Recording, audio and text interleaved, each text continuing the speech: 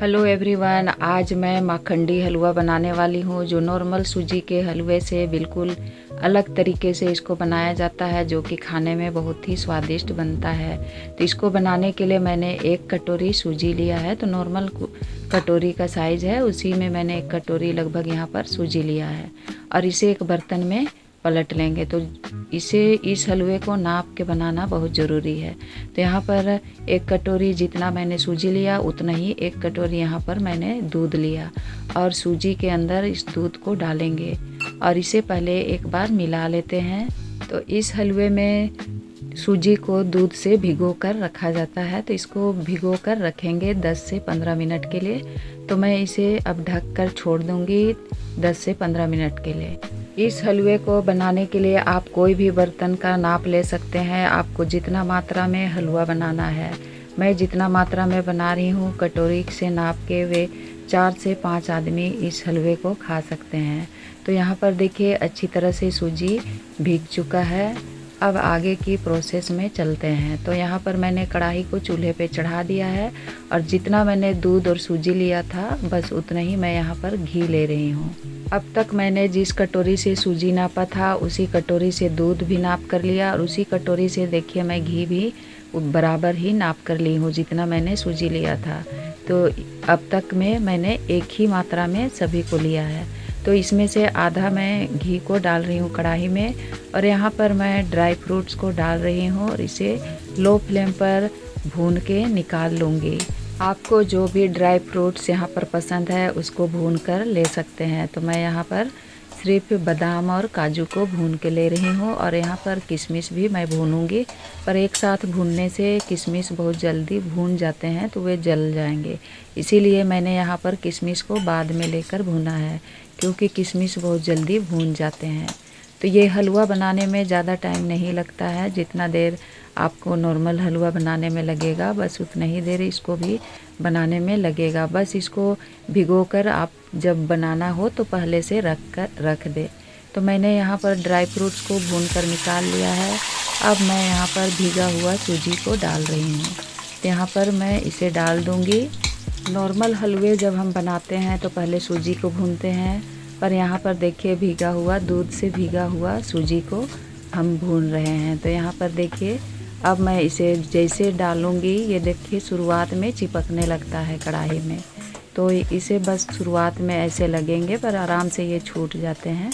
तो यहाँ पर एक बार ऐसे चिपकेंगे, उसके बाद जब इसे निकालेंगे तो तुरंत ही कुछ देर के बाद ये इकट्ठे होने लग जाते हैं। तो इसे चम्मच की सहायता से इस तरह से देखिए मैं इसे फोड़ते जाऊँगी। तो इसे छोटा छोटा इस तरह से दबाते जाना है और इसे भूनते जाना है और इसे मीडियम टू लो फ्लेम पर भूनेंगे और थोड़ा पेशेंस के साथ भूनेंगे, क्योंकि इनको भूनने में थोड़ा से टाइम लगते हैं।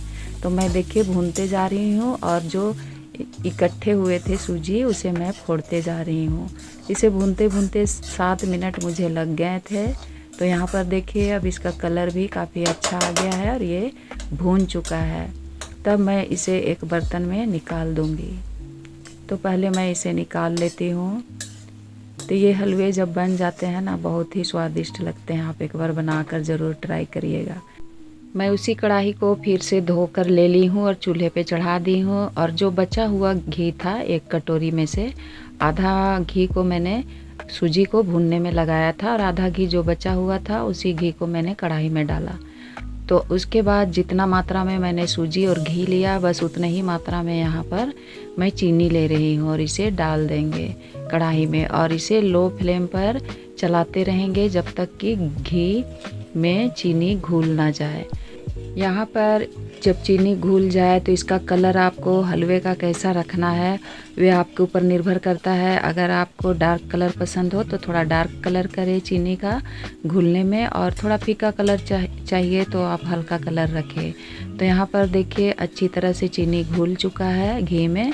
तो अब मैं यहाँ पर फ्लेम को कर रही हूँ बंद। तो चूल्हे का फ्लेम को मैंने बंद कर दिया है। उसके बाद मैं यहाँ पर 1 कटोरी दूध ली हूँ। सावधानी के साथ दूध को कढ़ाई में डालना है, क्योंकि गरम कढ़ाई है और छींटा पड़ने का डर है, इसीलिए आराम से इसे डालना है और इसीलिए मैंने फ्लेम को किया था बंद। उसके बाद इस तरह से इसे मिलाते जाएंगे। दूध में चीनी अच्छी तरह से घुल जाना चाहिए, तब तक इसे इसी तरह से चलाते रहेंगे। तो ये गरम यहाँ पर कढ़ाई है तो आराम से घुल जाते हैं। उसके बाद इलायची पाउडर थोड़ा सा मैंने डाल दिया है। अब चीनी अच्छी तरह से घुल चुका है तो अब मैं चूल्हे को जला लूँगी। तो अब देखिए मैंने जला लिया और मीडियम फ्लेम पर रखा है।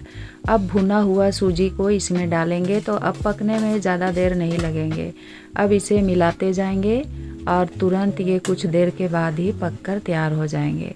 तो इसी तरह से इसे मिलाते रहेंगे।